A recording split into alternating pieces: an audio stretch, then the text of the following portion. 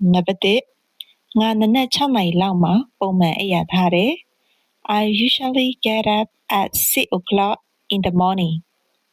Number 2ငါညီမလေးကသူနာပြုဆရာမဖြစ်ဖို့စာလေ့လာနေတယ် My sister is studying to become a nurse. Number 3သမင်းချက်နေစဉ်ငါသီချင်းနားထောင်ရတာကြိုက်တယ် I like listening to music when I'm cooking. Number 4နေ့စဉ်ကျန်းမာရေးနဲ့ညီညွတ်တဲ့အစားအစာစားဖို့အရေးကြီးတယ် It's important to eat healthy food every day. Number 5ငါတခြားနိုင်ငံကိုတစ်ခါမှမသွားဖူးဘူး I have never traveled to another country before. Number 6ဒီနေ့တွေမှာအေးပိုလာတယ် The weather is getting colder these days. Number 9မိုးအဆက်မပြတ်ရွာနေလို့ငါအပြင်မသွားနိုင်ဘူး I can't go out because it's raining heavily. Number 8ကျောင်းမှာအကြိုက်ဆုံးဘာသာရပ်ကအင်္ဂလိပ်စာပါ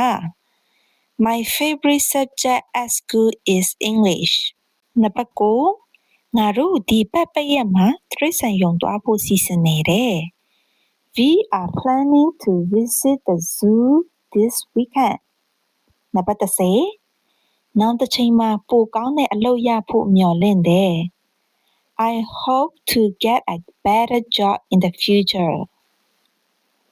Number 11ငါတငယ်ချင်းကနေမကောင်းလို့တင်တန်းမလာဘူး My friend didn't come to class because she was sick.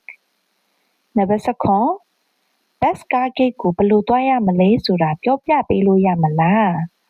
Can you tell me how to get to the bus station? 13ငါအိမ်စာပြီးသွားပါပြီ I have already finished my homework. Number 14မနေ့ညကကြည့်တဲ့ရုပ်ရှင်ကတကယ်ရည်စရာကောင်းတယ် The movie we watched last night was really funny. Number 15ငါဒီနေရာကိုနှစ်သက်တယ်ဘာလို့ဆိုတိတ်ဆိတ်ပြီးတော့မှတန့်ရှင်းတယ် I like this place because it's quiet and clean.